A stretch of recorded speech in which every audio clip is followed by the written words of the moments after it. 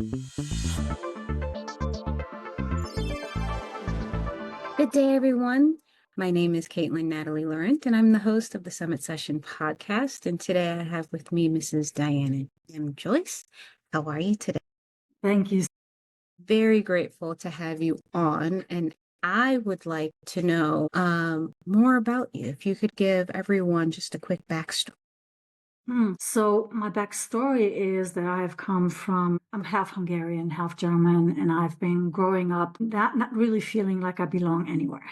So there were also a lot of parts where just in the recent, let's say 5 years, I have noticed that there is something that just isn't right about how things are largely done. And I make a huge generalization here. I know that.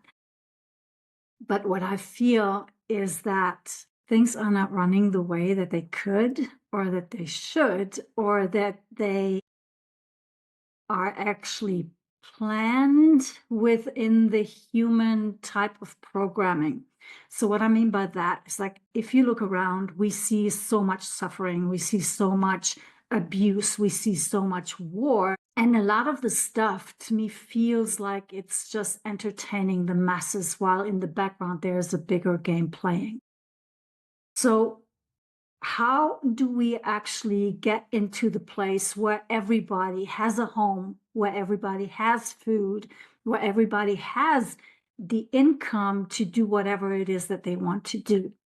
Because right now there is a rift, and I feel that it is being, I don't know if you feel the same, but I feel that it is being orchestrated, that rift between the poor and the rich, as in there need to be some people buying things, right? So we're having wars to create power or a sense of power, to create fear all around, who has, like, I don't know, the most resources, the most say so, and so on and so forth. And I believe that when we strip away the fear, that this type of handling people no longer works.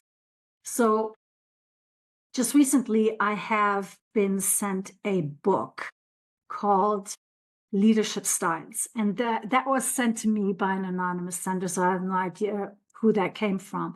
But in that moment, I was just in a really, really bad and dark place. So it just really felt like someone was taunting instead of like a divine type of intervention or a help or a support or something like this. So I threw this thing against the wall. I was like, oh, screw this. I'm not doing that. Right. Right after that, I became homeless. And during that time, I really wished I had a good book to read. And then I thought back, no, maybe that book could have been one of those books. And during that time, what I have learned is that we are so tied down by all kinds of contracts, social contracts, but also the contracts that we have on a daily basis, like our internet, our phone lines, our contracts for our apartments, and what all of the obligations that we have around that, paying those, taking care of that. In the moment where I slept in the forest, that was gone. Yeah, I was famished. Yeah, I was freezing. I was free from those things. And that's a feeling I had never had before. So there is a part in me that wants to go back to the place where how can I create that for myself again, and without the freezing and without the hunger, but how can I also create that for someone else? And I believe it takes a specific type of mindset and a specific type of leadership in order to give people the tools and also have them go into that mindset and into seeing it that way and being capable of doing this. I think that the more money we make in our society, the less we feel the little stings, because we can solve those problems and they go away because we kind of like bribe them by paying them. Yeah, but it's different when you're homeless. Like when you don't have any contracts tugging at you, when you don't have a place you need to take care of or something, when there is no one constantly clawing at you. It's like, oh, remember this, and oh, remember this, and you owe me that, and you owe me this. You don't have that when you're out on the street. It's a different type of topic, and it's a different kind of being. And a lot of people say, oh my goodness, you have been homeless, and that must have been bad. And I'm like, the mental constraints that we are suffering during our civilized lives, I feel that those are so harsh on the soul, and that they really diminish who we really are. And there's also that gameplay of fear. Like, if you don't pay this, you cannot have this. If you don't, all of these kind of constrictions and conditions that are being placed upon us. So when I came to found Joyce Ventures as a holding company, I was thinking, so who am I actually catering to? And I figured I have been a rebel all my life, and I don't like being told what to do. And it's really hard for me to do that. It's like when people tell me in a letter, or even just, so you do this, and I'm like, am I? It's just, yeah. So the rebel kind of like awakes then. But what I feel is that there are so many of us right now, because we are tired of being told what to do, and we really want to live who we are deep inside.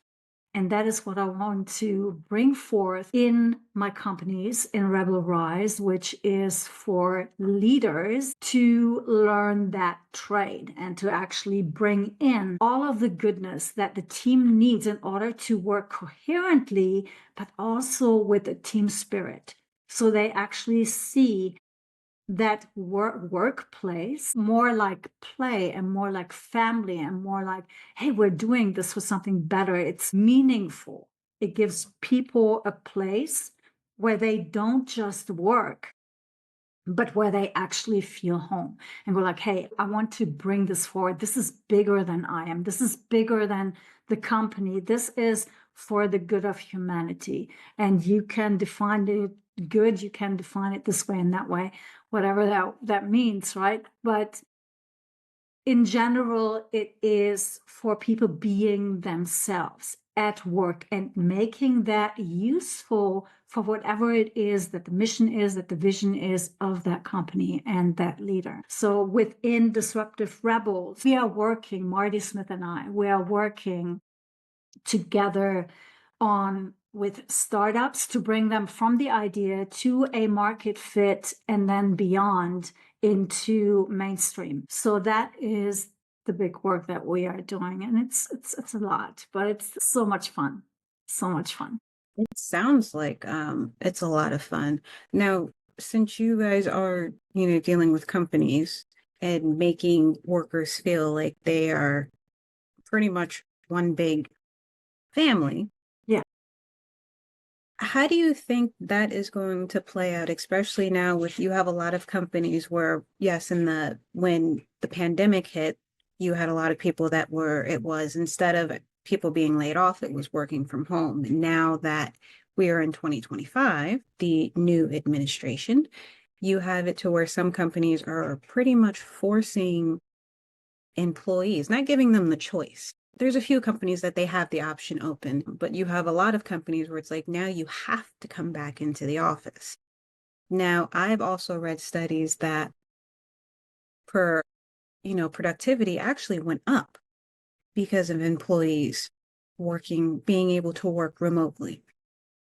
And I was speaking with someone the other day about it, and I said, I think the main reason why you have productivity that's up is because people are comfortable. They don't have someone breathing down their neck.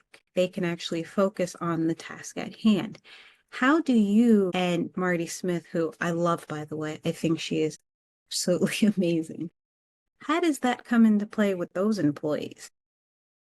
So it really depends on the environment that you're putting someone into. You can see, of course, if I don't have someone who I like to work with, then that's a pain in the butt. But if I really enjoy the time there, then there is a study that says that face-to-face interaction brings better ideas, better concept, a better workflow, because we consider ourselves as genius, or I used to, until I noticed, hey, I do need other people in order to actually gain more insights, right? So I figured, hey, I came up with this idea. Yes, it is my intellectual property, but someone already did that. I didn't really, Google it or anything. I came up with this on my own. But now I find out that there is still someone who had it done already. So the part really is with remote teams is that people are comfortable, they are relaxed, they are more in their, like you say, in their comfort zone. And from that level of brain waves, you can work far more efficiently. However, you can create this within the company as well. It doesn't have to be that the people feel that you're breathing down their necks. That's not really the ideal thing, the ideal situation. The ideal situation would be is like, hey, we are having a meeting every day, we're going on. So how far are you with this?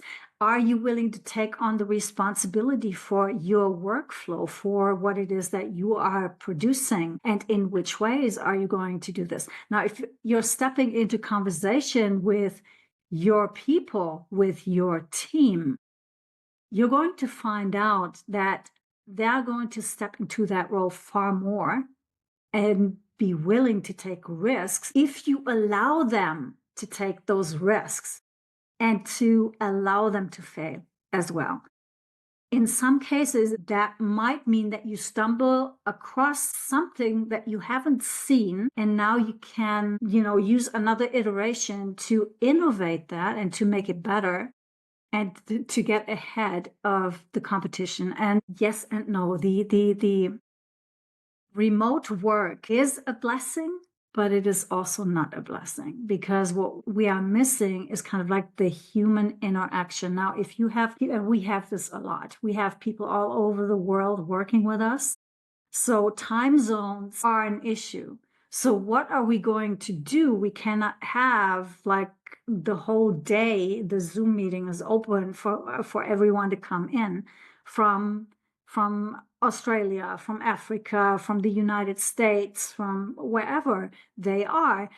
It's just too much. And so how are you going to do this? You're simply going to give them all of the information that is necessary for them to work efficiently. But also, it can create. No, we froze. We are frozen. So a lot of times when you have these different time zones, just like we have right now, we have like 6 hours of difference. As you can see here in my window, it is almost nighttime. It's in the evening. And the problem here is sometimes when people are asleep or when people are awake, you have to figure out a way of getting all of the information to everyone so that the work can get done.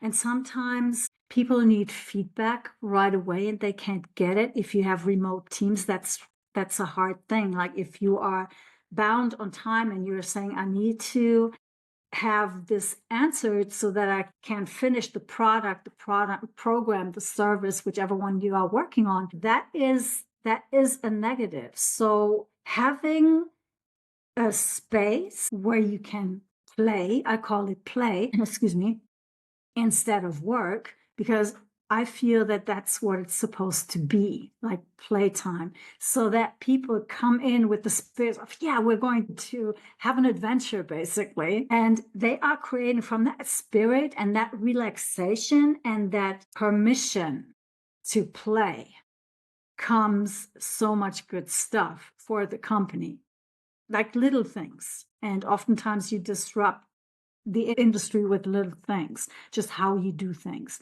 how you are working with this different aspects on your business model canvas, for example. Like we do it in ways that we say, okay, so we have people on one side of the globe and on the other side of the globe. So what we try to do is to hold 2 meetings. So everyone can be on the call, because to us, what's important, specifically with the startups and their networking, is that everyone gets a way to say something and to contribute to what it is that we are doing together. Everyone has their voices heard. It may not be in the constellation that they want because of where they live and when the meetings are happening and when they have time, because all of them have their own companies and of course they have stuff to do. So working with this and navigating the calendar and navigating the way of working together, we have these 2 meetings. When we have meetings, there's 2, one is in the mornings, one is in the evenings for each time zone. And then we come together in a group to discuss this again and to have like a small overall thing where everybody sees, okay, this is what we discussed in this group, this is what we discussed in the other group. So for us, that became a good thing to do, right? And the remote can sometimes be lonely as well. Because what I am noticing, even though that I'm the co-founder of Disruptive Rebels, but I am noticing that sometimes so my time zone is completely different, like from Marty's, for example. And so we have to find times when we can actually talk together. And that may or may not always be the case or not always be possible because of our schedules. And it may or may not be possible because of the daytime. Just because of that, right? We have to sleep sometime. So yeah, there are those hurdles that every company who has people on set right there and people who are working remotely has to juggle in some kind of way to say, what are you comfortable with? So there's more like a customized work experience or play experience for everyone involved in the company. And I find that that would probably be the best way of doing that. That is a very good way of multitasking, as I like to call it. Yeah, it's kind of a multitasking. It's just handling everyone on the team and everyone who wants to contribute to the bigger vision, to the mission, to everything that needs to get done. And they say, hey, I have an idea, right? So that they can put it in there. Sometimes we have like video messages that says, hey, I had this idea. What do you think about this? And they post it in the group and we all contribute to that. So sometimes I'm the latest to respond simply because of the time schedule and people are quicker in that sense. But you still get the info. That's the important part. Everyone still gets the info. And then we can just say, hey, that's a great idea. And perhaps in the meantime, 2 of them got together and started working on this without anyone saying, hey, is this okay? But why not? Right? Let them just experiment with it. And a lot of times we have great stuff and great results with that. So why not? Just use the genius of your people and the power of your people. Now this is one question I do have to ask, because you did state how you are a rebel yourself. You don't like being told what to do. Have you ever come across anyone that has been like you yourself? 4 of them, 4 kids, like all of them. It's like there is no exception to the rule. It's always like I have to ask. It's not like, hey, let's meet there and there and there. It's like, it's more like, hey, would you like to? Right? Do you have an interest? How do you think we can make that happen? So it's more like I weave them within the process of meeting. Even a family togetherness, a family meeting of sorts, is being held in this way because they want to be heard. They want to be seen. They want to have a say so in if they are going to participate in something, to be able to say something about this, right?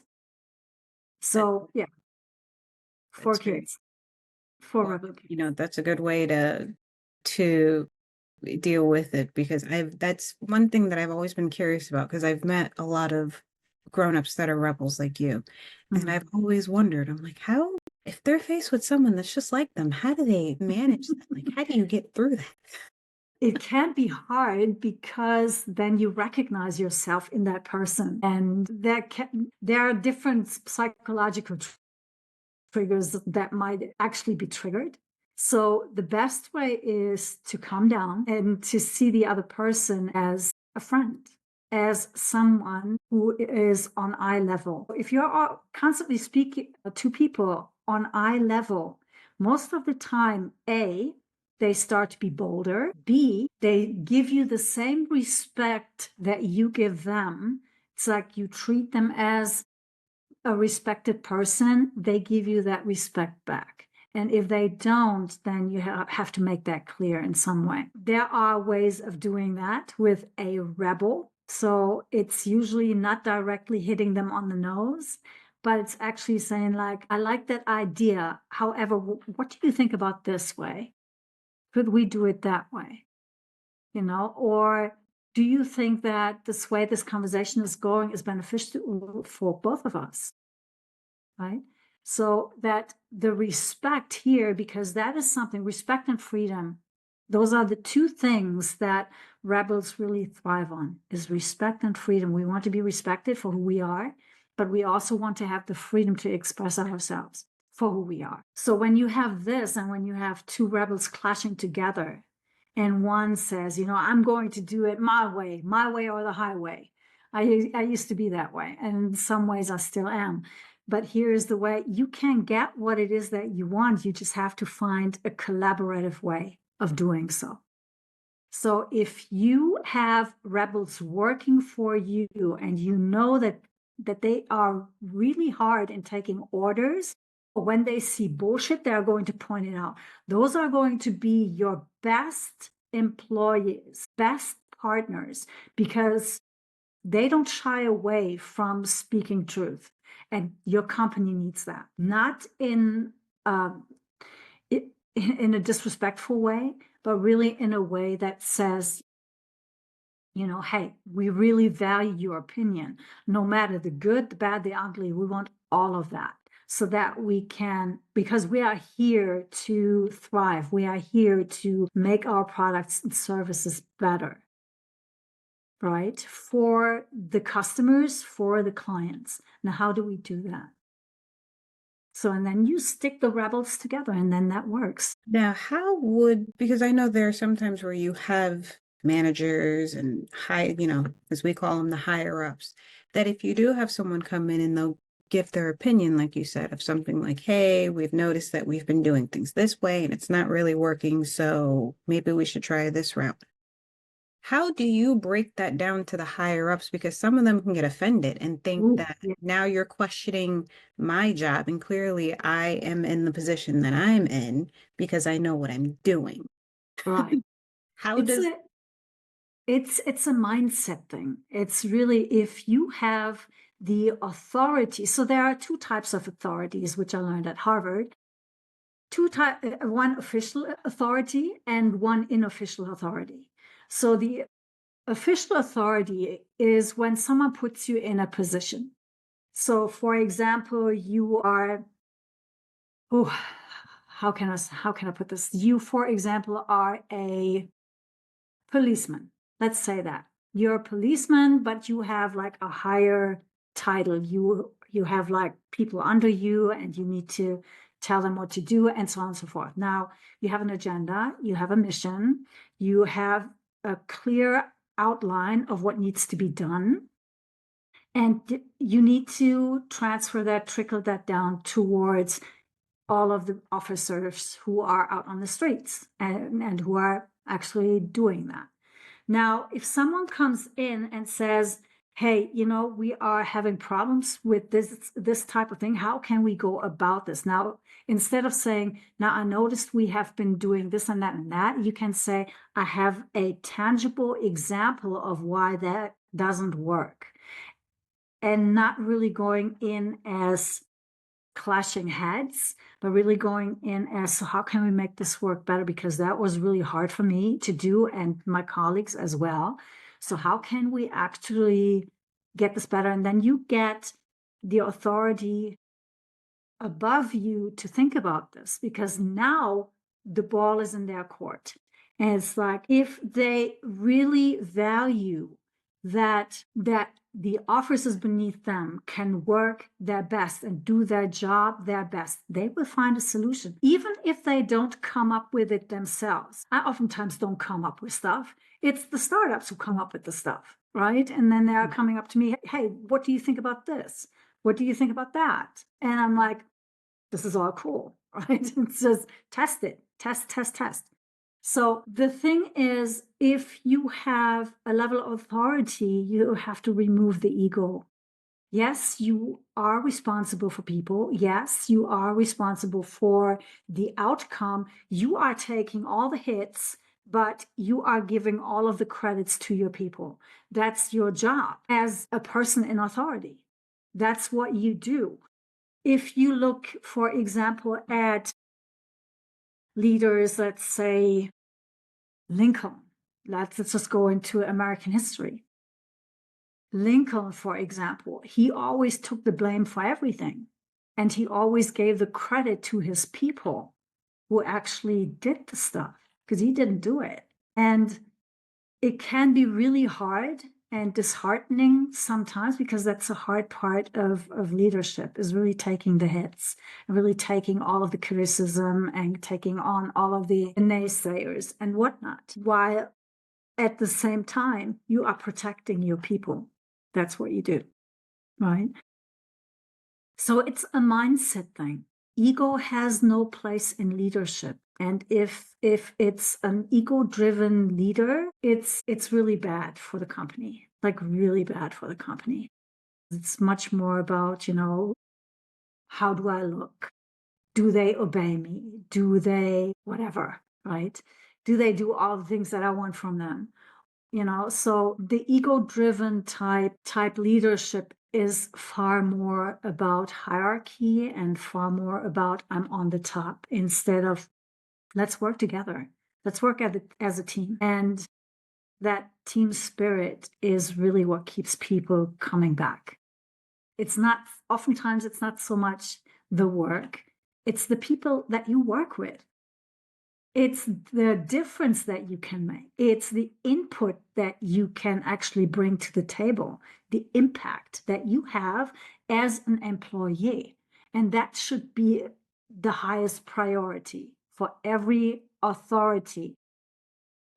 The unofficial authority is when you gain plus points with people, when they say, hey, I really like what you're doing. You know what you're doing. I'm following you. This is cool. That's the unofficial authority. And you have to see this a lot with people who are popular in school. They have unofficial authority, whereas the teacher, for example, has the official authority. That doesn't give them the power. Sometimes you see kids and whole classrooms going up against a teacher. And the only way to kind of like get into this, if they don't hold a grudge against you, is to really give them some kind of say-so in how they want to be taught. And I see this a lot in our school system, in our educational system. We are being taught to listen. That's not come up with ideas, just to listen. Just listen and learn, even though the learning method is really crap. But we want you to do this anyway. It's backwards. It's really backwards, and it diminishes self-esteem and it diminishes creativity.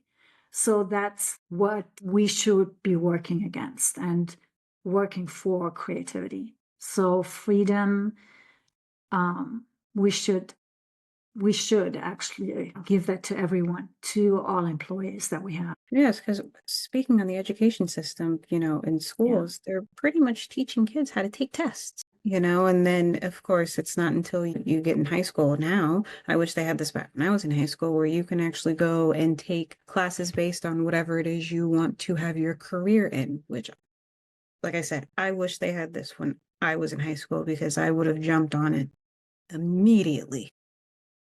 A lot of times you only get what it is that they need you to go into. So the industry that they want to build, those are the type of jobs or job opportunities that you are getting. A lot of times you don't see, I don't know. I had a mentor once, she was a high priestess. And she said, that wasn't taught in school.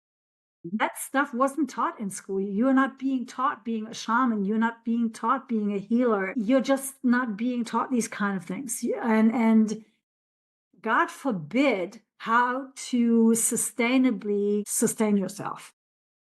Let's say with survival skills, if shit hits the fan, what do you do? How do you respond?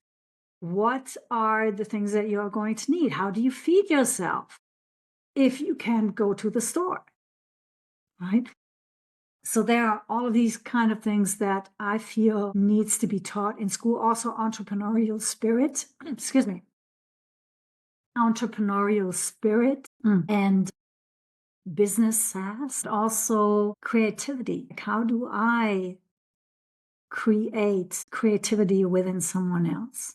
And that's by letting them play and testing things and being able to fail and say, hey, great effort. It just didn't work, but great effort, right?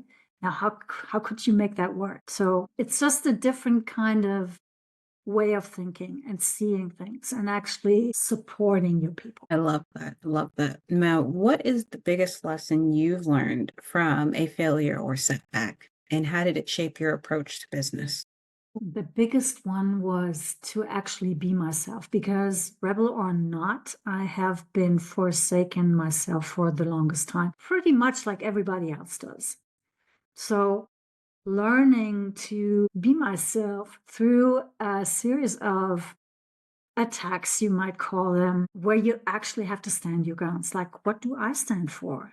What do I believe in? What's important to me?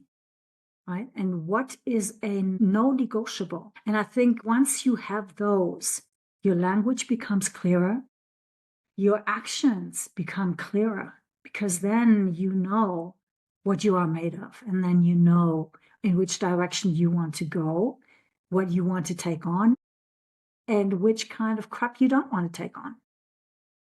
So that's the biggest thing. It's really like dig deep into yourself and find who you really are as a leader, as an employee, as whoever, a child, a mother, a father. That's important. Well, we have a lot of parents, as I should say, men and women. Once they have kids, they tend to lose their self. Like for me, for instance, I have a beautiful 8-year-old daughter.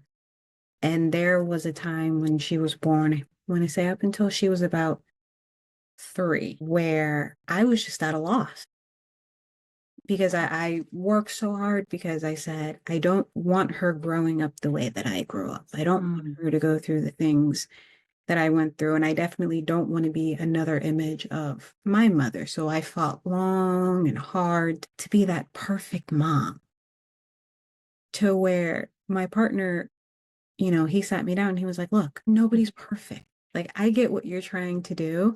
He's like, but you're overdoing it. It's okay. Just enjoy it. And now I sit back and I'm like, you know what? He's right. I'm going to make mistakes as a parent. That's what makes me a parent. And now I have a tour, I tell everyone she's the CEO of my life because she sets the rules and I have to follow. I think as a parent, so for me, it was much more, I never considered myself mother material regarding my 4 children. But what I did notice is that playtime was the best time of my life. And I believe it was for them as well, because I let them experiment, because I let them fail, because I wasn't always there. I believe that that had strengthened them. And so they learn from the mistakes that we make, and it makes them more resilient. I believe that if my mother would have cuddled me and always looked after me and always asked, are you okay? Are you all right? I probably would have gone mad. Or I would have turned into someone who always seeks for attention or look after me type thing. I don't know. I mean, I cannot stand it when people say, "Are you okay?" when I'm gone for like a few days. And I'm like, I was just gone for a few days. Chill. It's all cool, right? I just did my thing. I'm coming back. I'll be fine. I can handle myself. So that is kind of the thing that I am putting onto my kids as well. It's really the mindset they can handle themselves. So, and I think it's the same with employees, just saying. No, it is. But do you think that also what makes a good employee can also, it's how their childhood shaped them? Do you think that has to do with it or not Can you really? repeat that question? Do you think, like, when it comes to employees, if you have a good employee, if you have, as they say, a bad employee, do you think that how they're shaped has to do with how it was for them growing up? Or is it just, I this is think just it's who a you are? I think it's a mix between personality and who we were made to be. If I am looking back to how my mother raised me, because my father was never really there, he was in the military, so he was gone most of the time. But how my mother raised me and how my grandmother raised me, when I look back to that, is it's a lot of programming. You're taking on a lot of program. Yes, you have your personality, of course. I've always been a rebel at sorts, but what my mother has given me, the mindset that she has given me, has made me even more so. So I could have probably be, if I had a mother who would have been like this hovering helicopter over my head, it would be unbearable. Probably would be unbearable. A rebel with that kind of programming, you don't want to have that. Doesn't sound good. No, no. I mean, if you cannot handle yourself or learn how to handle yourself as a child, and if your parents don't give you some kind of autonomy and authority over yourself, I think that is the worst kind of parenting that anyone can do. And what I also see is that right now we have narcissism on the rise, we have sociopathy on the rise, we have psychopathy on the rise. And I would say it isn't just the system that is teaching these kind of things like me.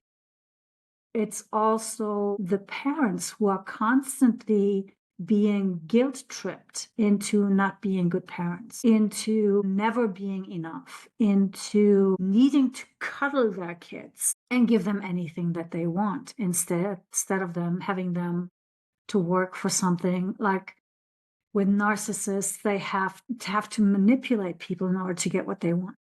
But what I mean, human interaction is a manipulation. Right now, us speaking together is a form of interaction, and it's also a form of manipulation in some sorts, although I'm trying to stay away from that, but do influence each other once we talk to each other.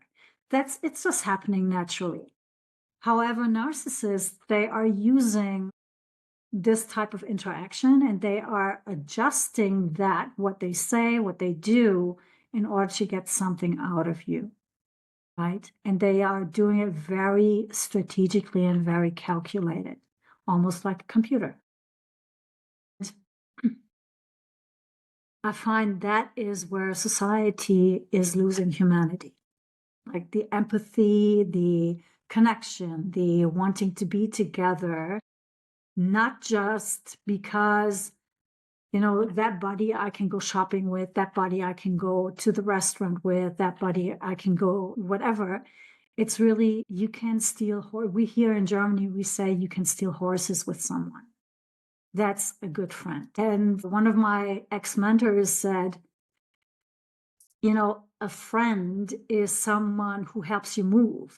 A good friend is someone who helps you move bodies. Now, don't quote me on that. We ride at dawn. Yeah. So, but I feel there is a trust between friends that you don't see so often anymore. And I think that technology, COVID, whatnot, our system, the school system on by itself, the educational system is actually promoting that.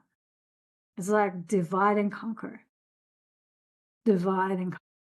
Because if you have friends, nothing can touch you. So if you are creating a circle of friends within your company, nothing can touch you. So food for thought.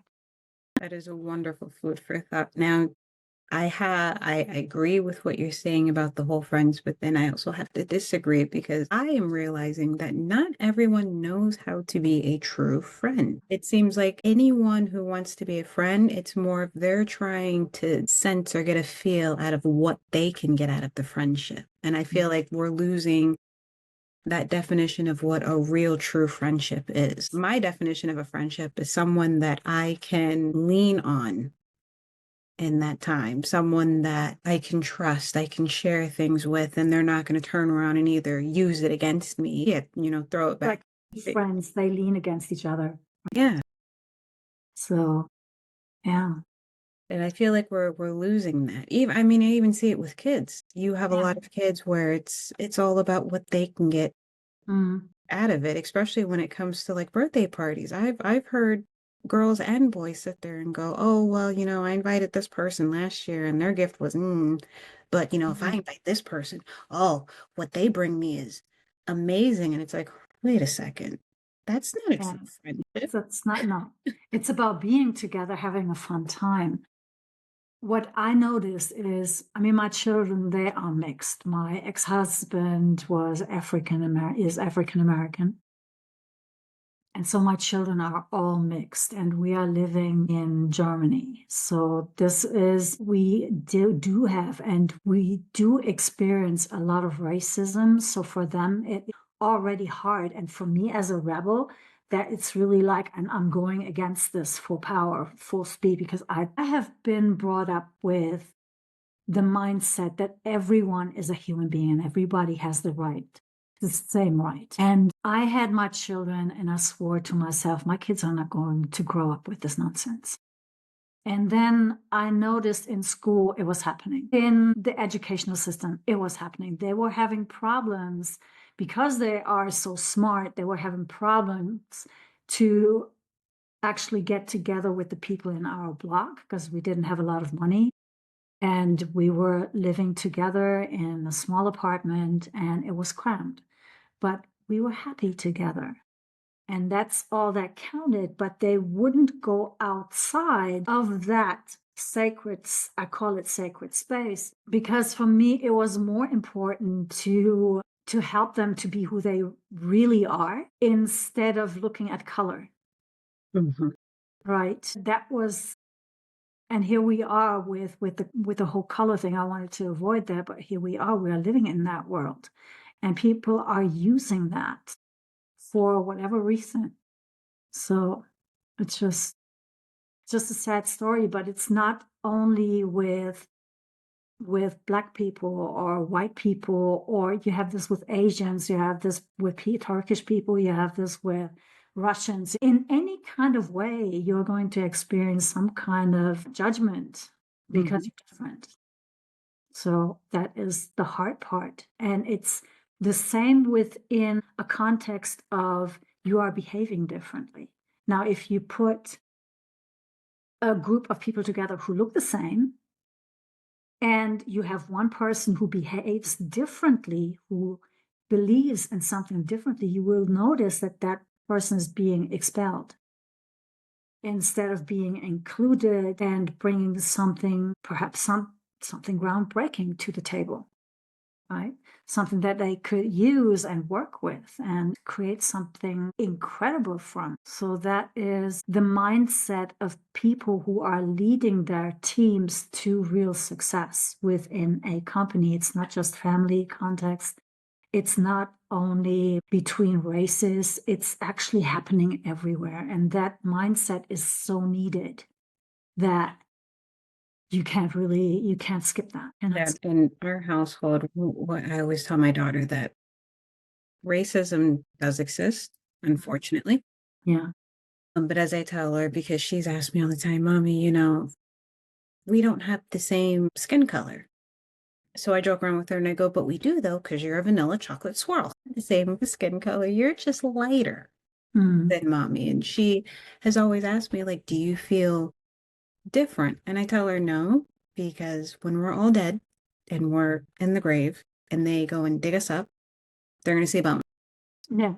You're not going to know what race I was. You're not going to know what skin color I was. You can't even look at my name and you will never know she was African American or this person was Latino, sometimes depending on the name.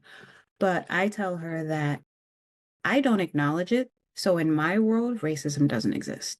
But it's hard when you see it from the outside. Like, how do you explain those two different worlds to your kids? So I made the mistake. I pushed it aside. I was like, in my world, that doesn't happen, period. So it took them until their teenage years to actually come up with this, because I was like this. It's like, we live in Germany. I am married to an African American. I have 4 beautiful children, and that's it. Right? There's nothing to be talked about. I even had Black women telling me, you should give them up to your ex-husband because he could do better for them, or it would be better for them. I'm like, okay, so there is racism in the extreme, and I got so ticked off by this.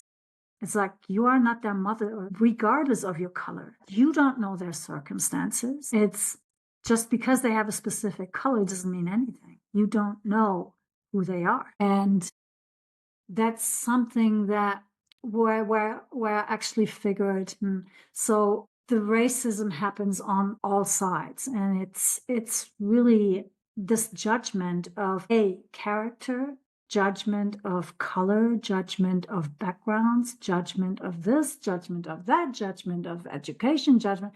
You have judgments everywhere. It's just, how do you respond to that? I made the mistakes. I didn't give it room. So my children couldn't talk about it. If I had, I probably, or they probably could have developed a far better sense of self-esteem to protect themselves against it. So that is one thing that I regret, that I really regret. And I believe it happens in companies as well. If you are blind to the circumstances that your employees are in outside of the company, they are bringing all of that in, and that is weighing it down. It's weighing down their performance. If you have, at least friends at work where you can share some of the stuff that is going on in your life, that's going to make it a lot easier. And it feels much more like family. It feels much more like togetherness and as a team. So, hey, I had a bad day. Can I just vent a bit? Right? And then they go, sure, let's go outside. Let's take 5 minutes, go for it. Right? It's different than when you go to work and you have to go, like, you come there with a sad face and your coworker asks you, hey, you fine? And you go, fine. So fine. Right? And that pain that digs so deep that it actually has an influence on the performance. So yeah, give your team a chance to vent, give your team a chance to, talk something off their chest. It's not always easy. Not everything is easy. And so, yeah. Now, when it comes to the workplace, what would you say to, the ones that are conducting the interviews? Because as we tell our kids, your resume is your golden ticket, but also behind your resume, the person that is reading it does not know what race you are. Yes. And I've experienced it, going on a job interview, and I've submitted my resume, speaking on the phone. Of course, I've been told by previous work employees, as joking around, is they've said, you have a white girl voice. So they would make the joke and give me, at work, they would give me like a white girl name. Huh. Because they would say, when you answer Interesting. the phone, you're so sweet, you're so professional. And then, of course, when you're talking to people, which I have to work on because as I have realized that, yes, I have two different sides to me. I have the professional voice of when I'm talking to, a stranger on the phone. And then, of course, I have my normal speaking voice of when I'm talking to family and friends. So, of course, they've made the joke of, no one could ever tell that you're African American when they're speaking with you on the phone because you Mm. don't sound it. Now, back to the whole resume and job thing, I've noticed that you have a lot of people who are conducting the interviews that as soon as, say, for instance, an African American walks in the room or a Latino walks in the room, you can tell that their whole stance, their demeanor changes because they have that look on their face of, how do you have all this experience and yet this is your race? Like, how do you have this college education and you're Spanish or you're African American, How do you incorporate that into when you're working with these workplaces? Because it involves in the workplace. It really does. As much as we want to ignore it, it does happen. You're touching upon company culture. It really comes down to the mindset of the leader and what they are letting get through and what are the rules. What do you conduct? What's the code of conduct, so to speak? If you have someone inside, like an interviewer, you teach them, you train them as a leader, you train them in ways that they have the mindset, that's a genius. That's a genius. You make them colorblind. That's what you do. So that they can see their value for the company. Are they the right person? Not are they the right race? Are they the right gender? Are they the right height? Whatever, right? It's more, are they the right person? Do they have the right attitude for our culture? Would they stay with us so long that they could actually be that part and one leg of the company? That is what you're looking for. And you have to have an interviewer that sees that kind of way. So you're taking off the color type glasses and you put on the persona glasses. Who fits here? No matter the color, just doesn't matter. It's the person, it's the attitude, it's not even the background, it's not even the education. It's really the attitude. It's like, I love what you guys are doing. I will be doing this for the rest of my life with you because this is bigger than me. I believe in this. That's the attitude that you want. You can teach them anything, but that's the attitude. You cannot teach them the attitude. Right? So that is, or you can teach them the attitude, but it takes longer. So if you're hiring, and here we go into the hiring process, look for people with the right attitude for your culture. Do they stand behind? Why do they come there? Is it just the moolah, or what is it? Right? Or do they really come there because, yes, it's fun to work there. Yes, I believe in the products. I believe in the services that they are doing. Or is it just really my own needs? I get my stuff. It's just a means to an end. Right? So here we go with beliefs and mindsets and attitude. Now, what do you hope your ventures will contribute to society in the long? I thought about this long and hard because I was like, I have 3 companies. What do I actually stand for? And it's practically for those rebels. It's the kind of people who don't want to listen, and I feel that they need to be heard. So what if I can contribute to anything? That is what I would like to contribute to, is to remove the color glasses and to put on the persona glasses and to really get to work and to work for what you believe in. and what the company stands for, what's the vision, what's the mission, where do we go? Do I stand for this all the way? Do I see myself working for them 10 years from now, 20 years from now? Would I still be happy? Why is that? Most of the time it's because of the team. So how do you hire? How do you work with your team? How do you keep the morale up? If I can do that, if I can give leaders that and startups that kind of mindset, apart from all of the how-tos and what the behaviors and whatnot, but really give them the mindset of how do I create more freedom for geniuses? How do I create more freedom for the human creativity? That is basically what I want to bring to the world. Are you with me? Are you with me? That's how I feel those motivational speakers are. They come in and they're just uplifting and upbeat.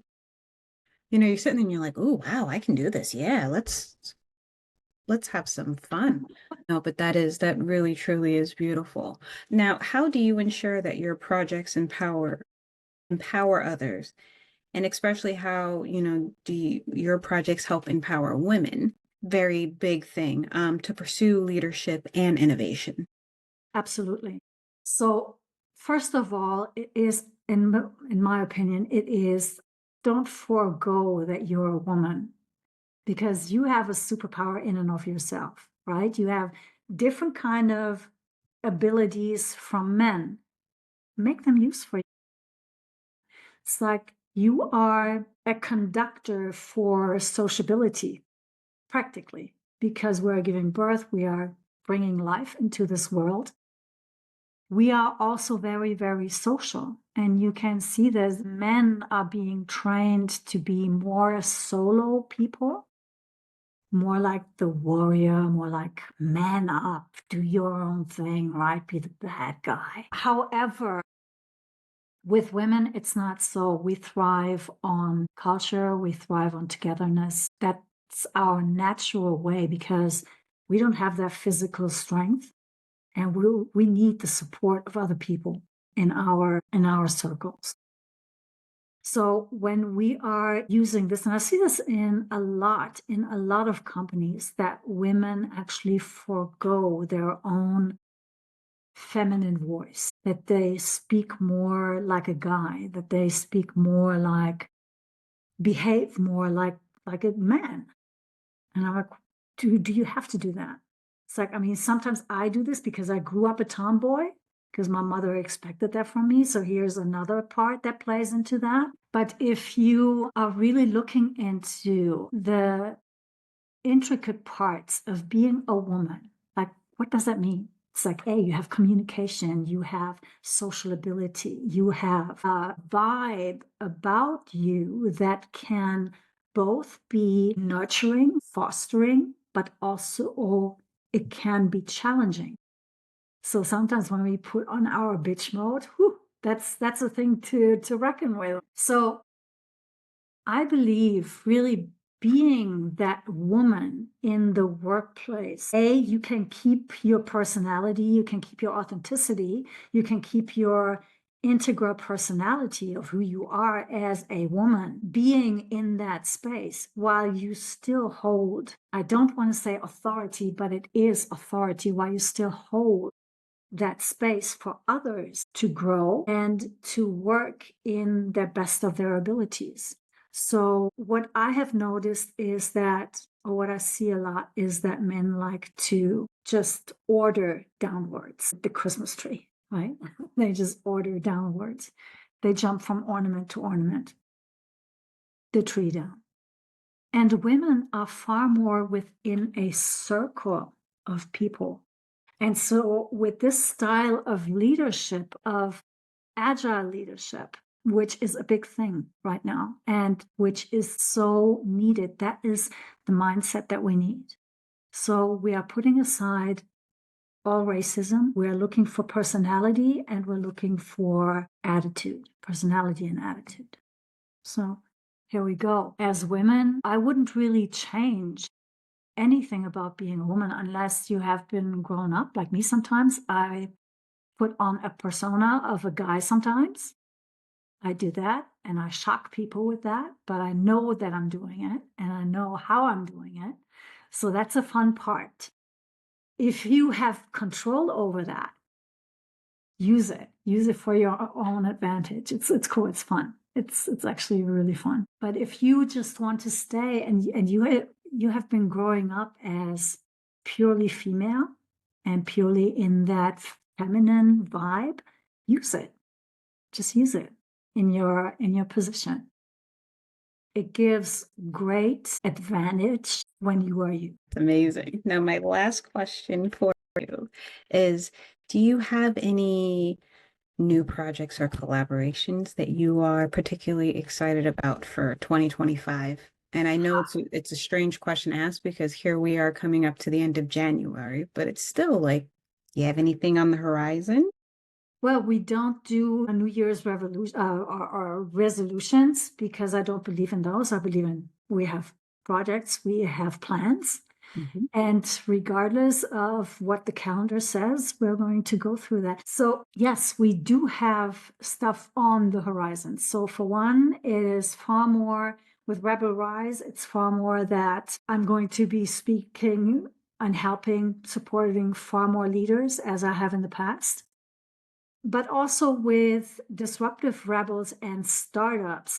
There are going to be programs for them that we are going to be rolling out in 2025 that they can test, they can work with and see if and how the modules are working for them. So this is where we are using agile methods in order to create the best type of startup backing type thing, right? It's for one, it's the mindset. Two, it is how do you get to where you want to go? And then secondly, the business SaaS, the networking, everything that you need to go from idea creation, which is coming up next in March. We're calling it the Rebel Innovation Lab.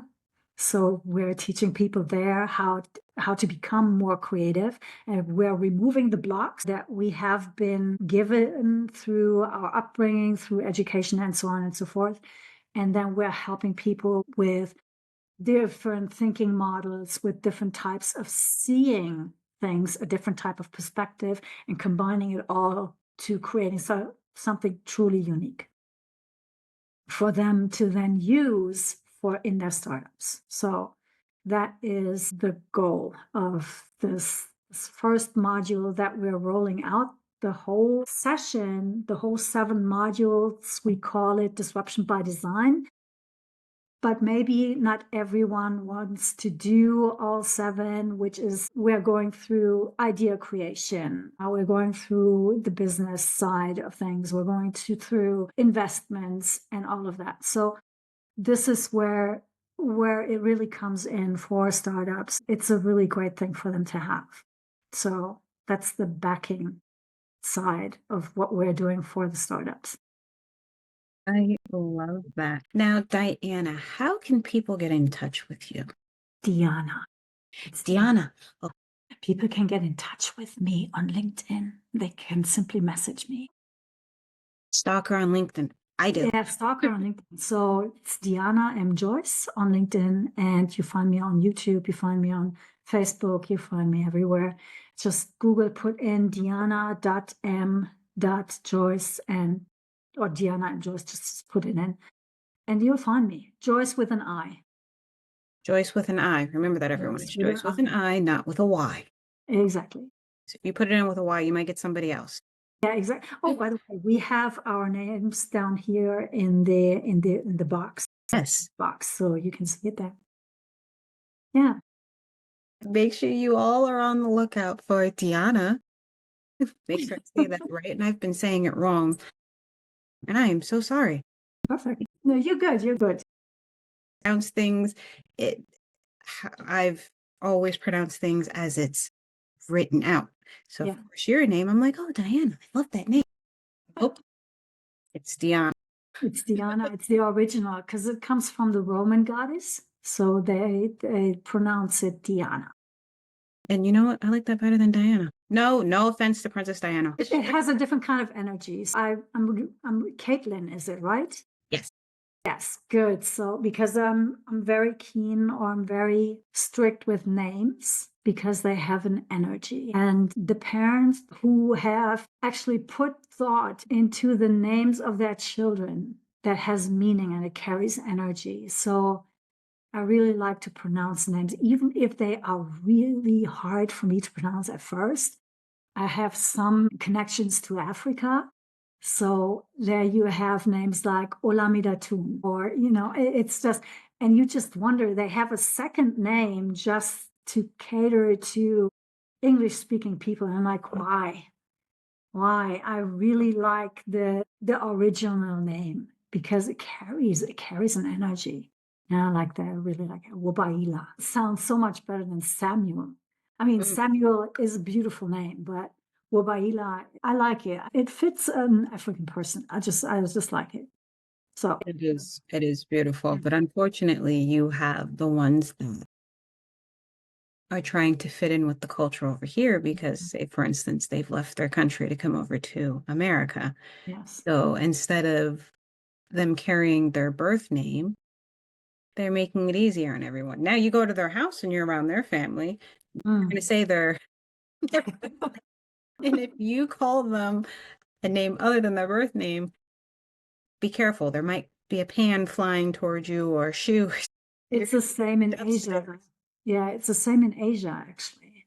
They have a lot of people, specifically, I know this from some parts of China and Vietnam, and then they have Malaysia in some parts where they use English first names, and then they have an Asian last name.